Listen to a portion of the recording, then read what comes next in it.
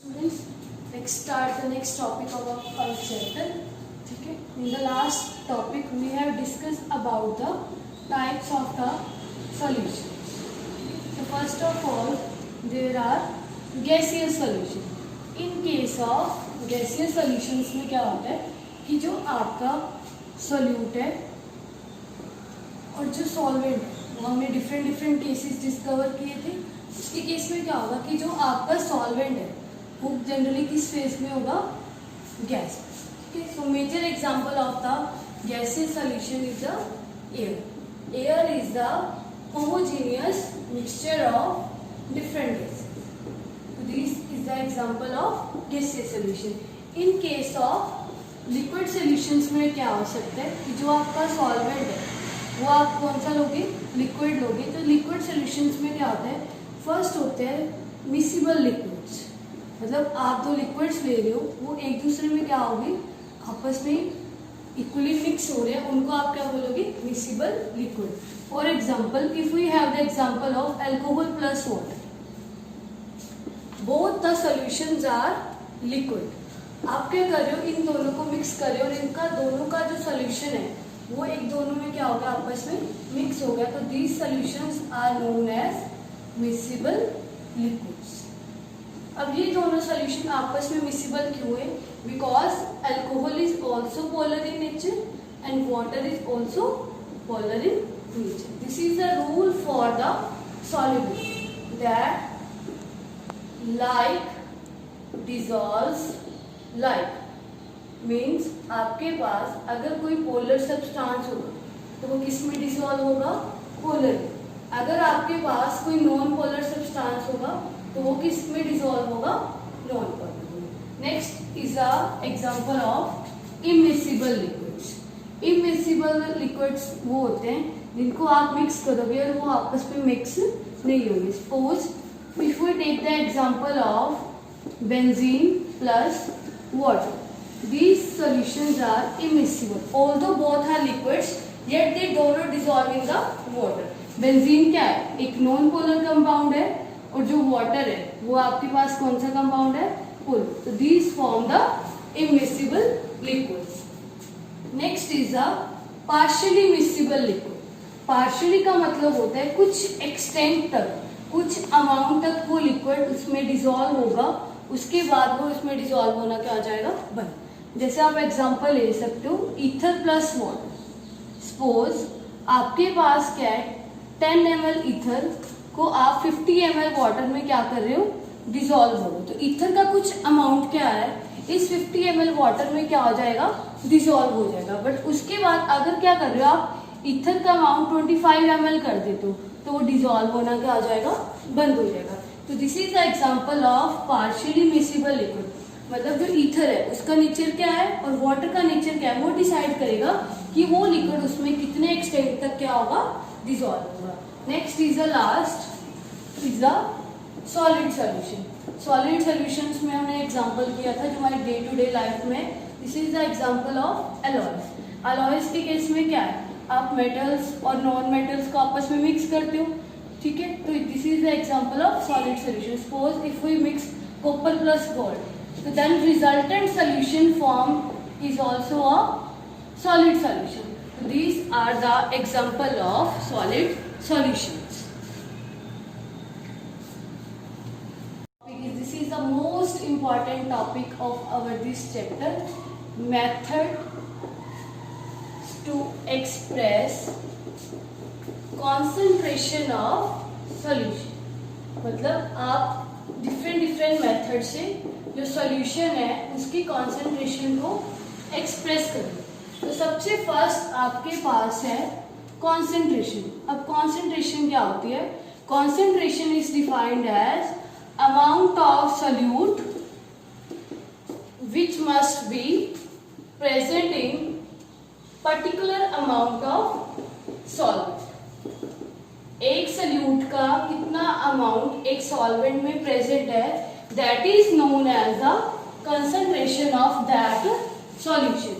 एक आपने लास्ट हमने पढ़ा है सॉल्युबिलिटी. सॉल्युबिलिटी का मतलब क्या होता है, amount of solute that must be dissolved in particular amount of solvent।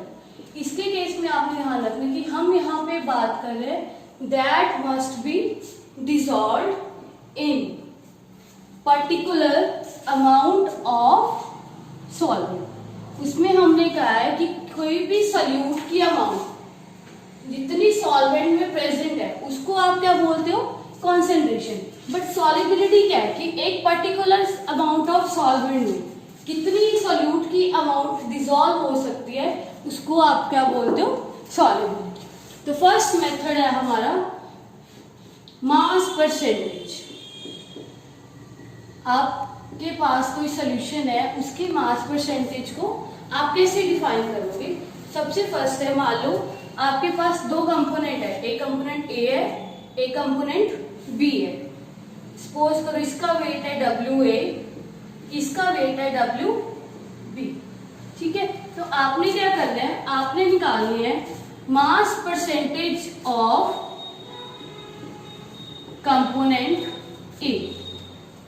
जैसे हम अपने मार्क्स की परसेंटेज निकालते हैं बिल्कुल वैसे सबसे ऊपर क्या आएगा, weight of component A upon total weight of solution multiply by 100। Next है, अगर आपने वैसे निकालना है mass percentage of component B, तो किसका वेट ऊपर आएगा, weight of B component upon total weight of A plus B into 100। Clear हो गया इतना। अब इसी के साथ जैसे हम यहाँ पे मास परसेंटेज की बात कर रहे हैं वैसे ही क्या होगा, मान लो आपके पास जो सॉल्यूशंस है वो लिक्विड है, तो उनके केस में मास नहीं होता, उनके केस में आप किस चीज में एक्सप्रेस करते हो, वॉल्यूम के साथ। तो आपके पास कंपोनेंट है ए बी, इसका वॉल्यूम होगा VA, इसका वॉल्यूम होगा VB।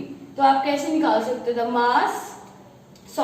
The volume percentage of component A कैसे लिखोगे आप, VA upon total volume of solution into 100, और volume percentage of component B is equals to volume of B upon total volume of the solution. तो this is your the first method of expressing the concentration of solution. सबसे first क्या है, mass percentage. Mass percentage के case में क्या है, आपके पास दो कंपोनेंट्स हैं, एक का वेट है WA, एक का वेट है WB।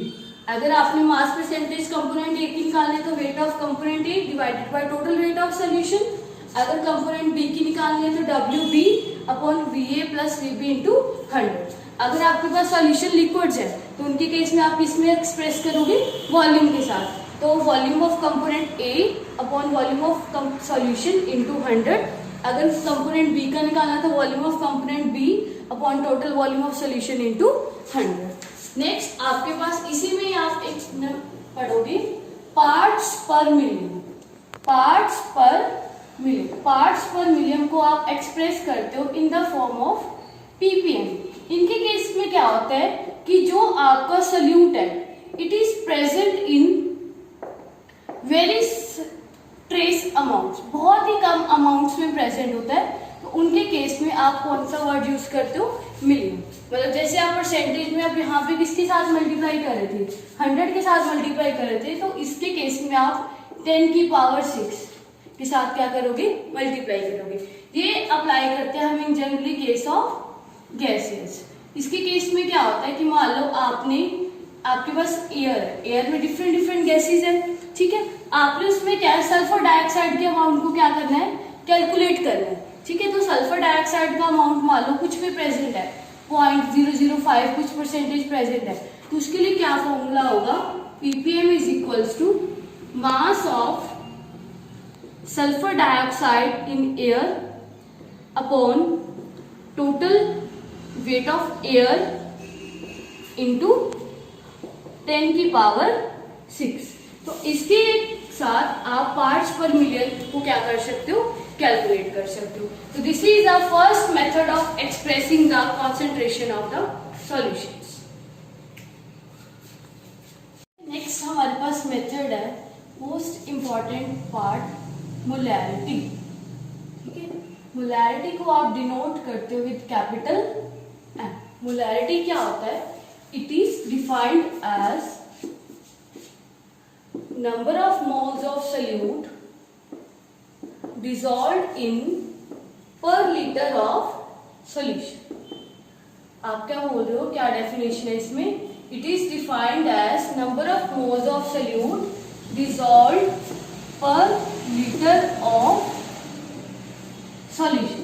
मीन्स जब आप मोलैरिटी को एक्सप्रेस करोगे आप कैसे लिखोगे इसको? ऊपर हम ऊपर बात करें number of moles of solute, किसी भी सॉल्यूट के नंबर ऑफ मोल्स कितने हैं divided by volume of solution पर लीटर बोला है, तो इसके केस में आप यहाँ पे इसको किस में एक्सप्रेस करोगे?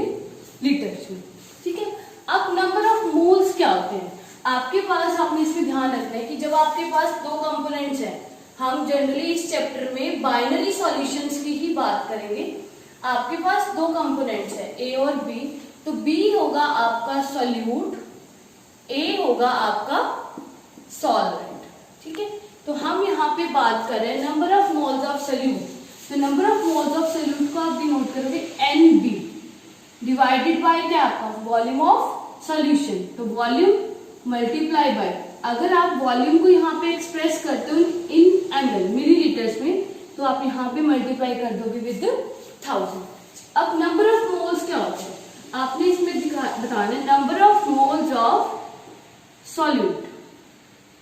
ठीक है। इसका फॉर्मूला होता है गिवन मास ऑफ सॉल्यूट, आपको सॉल्यूट का कितना वेट दिया हुआ है upon molecular mass of solute. ठीक है। इसको हम एक एग्जांपल से सॉल्व कर लेते हैं। सपोज आपके पास हमारे पास क्वेश्चन है if 10 gram of NaOH is dissolved in 250 ml of solution, calculate its molarity। आपके पास क्वेश्चन है if 10 gram of NaOH is dissolved in 250 ml of solution, calculate the molarity। अब सबसे फर्स्ट आप क्या कैलकुलेट करोगे? Number of moles. देखो आपके पास जो NaOH है वो वर्क करे एज अ सॉल्यूट, तो गिवन वेट कितना है NaOH का? 10 ग्राम। ठीक है। अब आपने मॉलिक्यूलर मास निकालना है NaOH का, वो आप कैसे कैलकुलेट करोगे? सोडियम है, सोडियम का मॉलिक्यूलर वेट कितना होता है? 23। एक ही एटम है, प्लस ऑक्सीजन का कितना होता है? 16 × 1। हाइड्रोजन का भी कितना होता है? 1। 23 प्लस 16 प्लस 1, तो कितना वेट आ गया? 40। तो this is the molar weight, तो 1/4 आ गया। तो नंबर ऑफ मोल्स कितने आ गए आपकी? 1/4। अब आपने मोलैरिटी कैलकुलेट करी, नंबर ऑफ मोल्स कितने आ गए? 1/4। वॉल्यूम ऑफ सोल्यूशन कितना दिया है? 250 मिलीलीटर्स में है, तो मल्टीप्लाई बाय 1000। तो आप क्या करोगे? 1/4 इंटू 250 इंटू 1000। 250 के साथ 1000 कैंसिल हो गया 4 पे, 4 के 4 कैंसिल, तो आंसर कितना आ गया आपके पास? 1। जो आपका आंसर आएगा आपने उसको ऐसे डिफाइन करना है 1 मोलर मीन्स कैपिटल M, मतलब जो मोलैरिटी है उसको आप कैपिटल M में क्या करते हो? एक्सप्रेस करते हो। तो एक बार दोबारा से समझ लो मोलैरिटी क्या होती है आपके पास। It is defined as the number of moles of solute divided by the volume of solution which must be expressed in liters। ठीक है। अगर आप मिलीलीटर्स में एक्सप्रेस करोगे तो आप उसको किसके साथ मल्टीप्लाई कर दोगे? 1000 के साथ। अब number of moles of solute का क्या फॉर्मूला होता है? Number of moles of solute किसके इक्वल होता है? Given mass of solute divided by the molecular mass of solute. First question है a commercially available sample of sulphuric acid is 15% H2SO4 by weight and the density of solution is 1.10 gram per ml, calculate its molarity। ठीक है। अब देखो आपके पास question में क्या दिया हुआ है? सबसे पहले आपको डेंसिटी गिवन है 1.10 ग्राम पर ml। अब यहाँ पे आपको लिखा है 15% H2SO4 by weight। इसका मतलब क्या है? 15 gram of H2SO4 is present in 100 gram of solution. ठीक है, यहाँ पे देखो, यहाँ पे वो बोल रहे हैं 15% H2SO4 by weight means 15 gram of H2SO4 is present in the 100 gram of solution। अब सबसे फर्स्ट आपके पास जो मोलैरिटी का फॉर्मूला होता है इसमें क्या होता है, number of moles of solute, आप number of moles of solute की बात करते हो, और divided by the volume of solution in ml multiply by 1000। ठीक है, हमारे पास क्वेश्चन में हमें नंबर ऑफ मोल्स पता है, कैसे निकालेंगे, गिवन वेट कितना है 15 ग्राम और H2SO4 का वेट निकाल लो, कितना आएगा, H2SO4 का मॉलिक्यूलर वेट कितना आएगा 2 × 1, हाइड्रोजन के 2 एटम्स है, सल्फर का 32, ऑक्सीजन का 16 × 4। ठीक है, 2 + 32 + 64 कितना आ गया 98 ग्राम।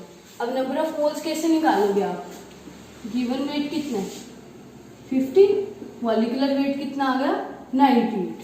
अब आपके पास क्वेश्चन में वॉल्यूम नहीं गिवन, बट आपके पास क्वेश्चन में क्या गिवन है, डेंसिटी। तो आपको डेंसिटी का फॉर्मूला पता है, density is equals to mass divided by volume.